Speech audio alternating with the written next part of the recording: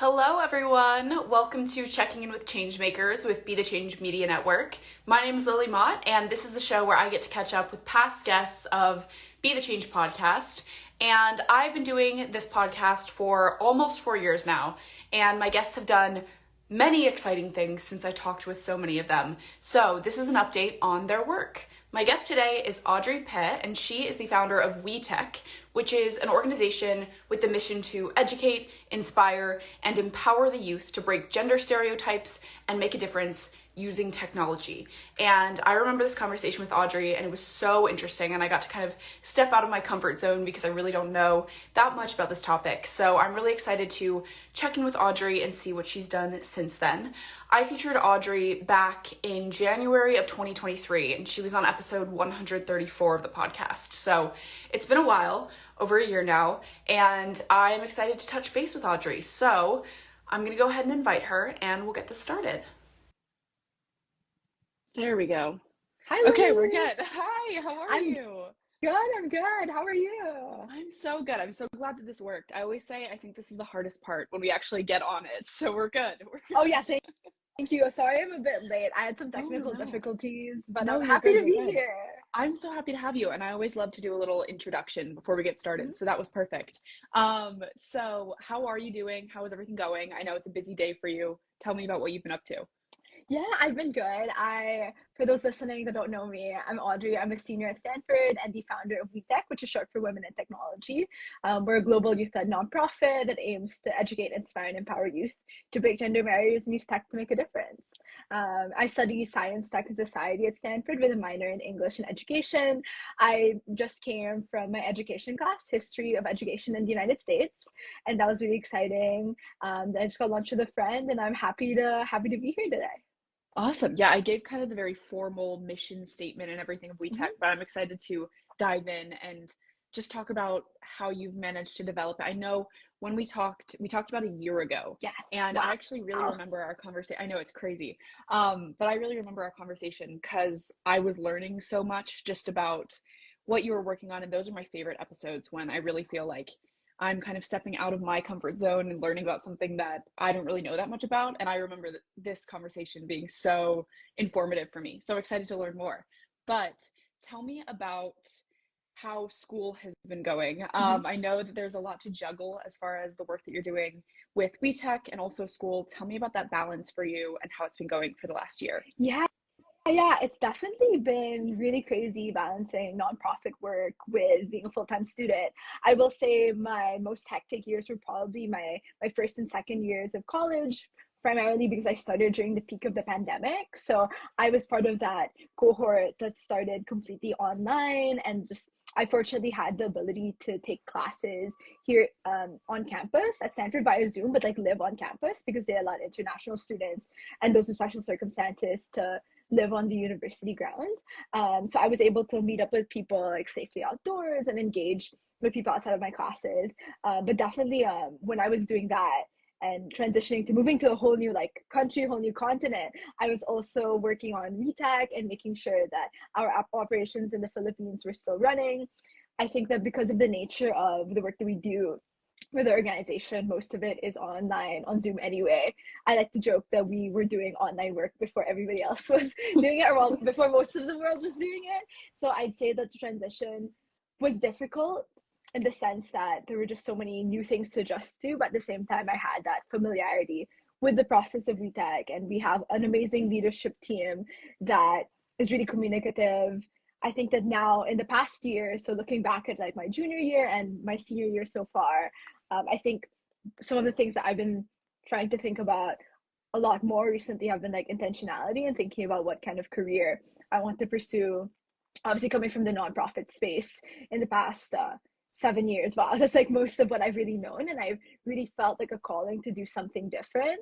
I just came from a lunch actually with somebody else that started her own nonprofit, who goes to Stanford as well, and we were chatting about how, while we love the nonprofit space and while it's such a great way to get young people and all people just excited about the issues that they care about, there are a lot of fundamental issues with this space in the sense that it is so hard to fundraise, and you're really at the call of the people that you're raising money from, in the sense that there's a lot of like paperwork, a lot of bureaucracy that is in place.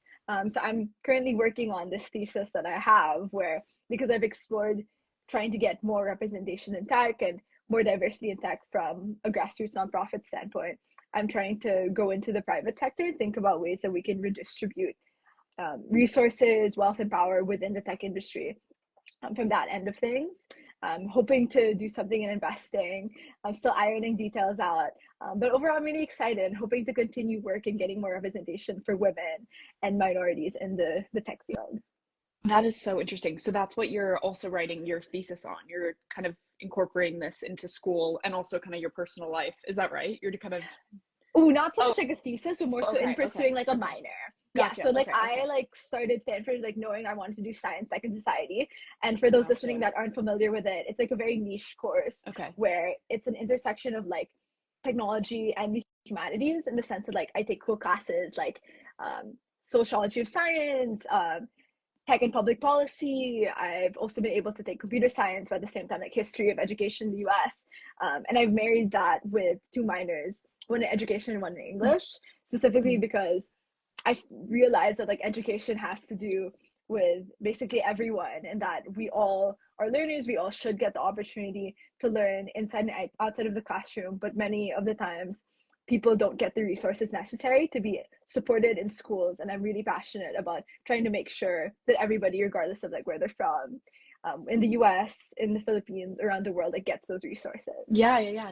Definitely. That's so interesting. I love how you can kind of create your own just what you want to study. I think that's Yeah. amazing. And it's so cool that you've been able to kind of tailor your education specifically to your interests. And you also kind of answered my next question about what's next for you. And you said you're ironing some details out, so I won't go further into that, but that's really exciting.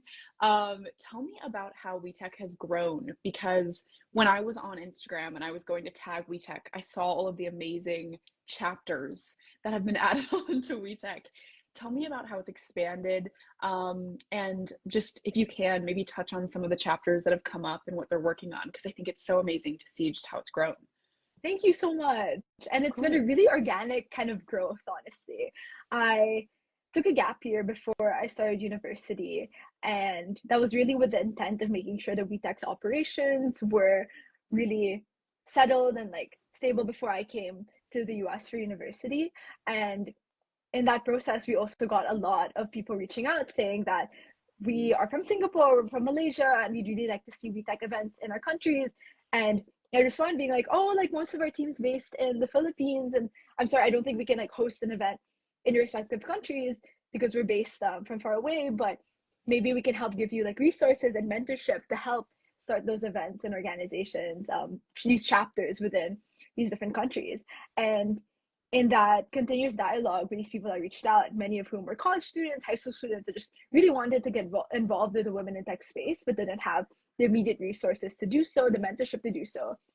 We helped build really curated events and programs for each community. And what I mean by that is, instead of being like, oh, to be like a part of the WeTech like community, you need to do like XYZ, we were instead like, okay, what do you need to help support women in tech, to help get more diversity in the tech spaces in your respective countries? Because we acknowledge inherently that like the issues in the US, for instance, are so different from the issues in the Philippines, and that the ways in which you want to tackle underrepresentation of women in tech in the US, for instance, we've seen like our California chapters, they want to start like a women in tech podcast and get like more exposure for role models. Whereas in the Philippines, we're geared a lot towards like our Batangas chapter does these workshops for students that don't get computer science tutorials in their schools to engage with it outside of the classroom. So one thing that really inspires me about all their chapters is that they're so self-driven by the chapter leads, and everybody's like really, really hungry to get involved in the space, really eager.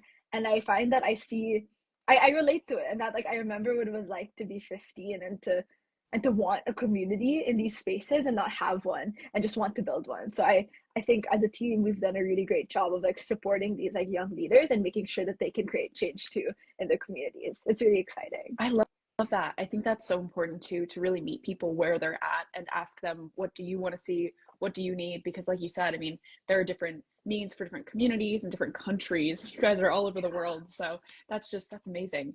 As far as WiTech, what are some of the projects or maybe the events coming up that you can plug and maybe that people can tune into? Tell me about that. Yeah, yeah, of course, of course. So we have an ongoing Women in Tech newsletter that launches every month, coming from our founding chapter, WeTech Manila, and that I think is a really great resource to keep up to date with all of the happenings of different chapters, but also the different events in the Women in Tech space in general. I say that because there's a really cool section where we look back at like historical achievements of women in tech, and that's a really great resource. Like I'm always like learning about the different contributions of women in the tech industry, especially I think because a lot of it gets removed from the textbooks. It's not really tackled in history classes. So I think it's great to visit that as a resource and just like a guiding point to jump off and like see what interests you. One thing that I really love as well about our different chapters is that they're so spread out across the world. So for anyone listening that wants to like get involved or like know more specifically about the place in which their chapters are closest to, I think you can just either like DM us on the WeTech Instagram or like my Instagram, and we can connect you to like what chapter's closest. Our Batangas chapter, as I mentioned earlier, is doing a lot of really cool coding workshops for young students that don't get computer science education in their classrooms. Further context is in the Philippines, it's very uncommon to get computer science education, especially in public schools. So we're really trying to supplement that, to fill in those gaps. And yeah, I think one thing that I'm really, really excited about overall is just like the energy that's being put into all of these events and chapters. We have different chapters that are winning like these grants and like awards, and I think it's really inspiring to see how the momentum's still going, even way past me being like executive director, since I stepped down over a year ago. And like our current executive director, Natasha, is doing an incredible job leading all of them. That's so exciting. I think that's so great to hear. And I'm going to ask you to plug all of that uh, in the last question, just so people know where to reach you and everything. But Yeah, I of have course. another question for you. And it's the one that I asked when you first came on the podcast. And it's been like my favorite to ask because I think so many people are very consistent with the reason why they do this work and what motivates them and the advice that they share with other young change makers. So lots of young people around the world may want to create change. They may want to make a difference, but they may not know how to get started with that work. What advice do you have for those people who may be watching or listening to us later on the podcast? Mhm. My advice for young people that want to make a change within their communities would be that you don't have to start with something massive. You don't have to wake up one day and think, I'm going to start an international nonprofit or something like that. I think for me personally, my journey with WeTech really started from realizing that I lacked immediate role models in my community to engage with the tech industry, and then realizing that I didn't have to wait until they came to me or until my school like gave me those resources. I could just go out there, go online. But yeah, I realized then that like you could take smaller steps to achieving bigger goals. I went online and I went on LinkedIn and looked up different women in tech, saw their profiles, and realized that I could reach out to them, cold email them, and ask them questions, which I then turned into blog posts that then started this journey, which was WeTech. I think that throughout time, especially with social media, we see all these like big nonprofits, these big organizations. And while it can be really inspiring, I know what it's like as well to be a young person and to be really, really intimidated. But at the end of the day, I think once you take those smaller steps and you execute them well and you find like-minded people, that in itself can start a really, really good like change within your community. I love that. I think the smaller steps is so important and it's just about getting started, and whatever you can really chip away, whatever makes you comfortable. I think that's so important. And that's the perfect segue to my last question about how people can connect with you, how they can get involved with WeTech. Yeah, just tell me about the best ways for people to reach out if they're inspired to maybe get involved with what you're doing. Sorry, you cut out there. Could you repeat that question again? Oh, yeah, yeah, of course. What are the best ways for people to connect with you and to get involved Mhm. in all of the work that you're doing? Oh, yes, definitely. So the best way to connect with me would be via Instagram. So my handle is just there at Audrey Pe. You can also email me, Audrey at witech.org, or generally you can contact us via WeTech at WeTech.org or info at WeTech.org. That's amazing. That's awesome. And I'll plug all of that as well in the Instagram description and also the podcast description. But thank you so much for coming on. This was so much fun. And I think that it's really going to help a lot of people too if they're interested in getting involved in this work, because it's so important and it's so timely. So thank you so much. And thank you to everyone who watched or is listening to us on the podcast. If you enjoyed this conversation, leave a comment or a rating and subscribe to the podcast. And tune in to hear another episode of Be the Change podcast tomorrow. But until then, be the change you wish to see in the world. Bye, guys. And thank you so much again. This was so much fun. Thank you so much, Lily. Enjoy the rest of your day. You too. You too.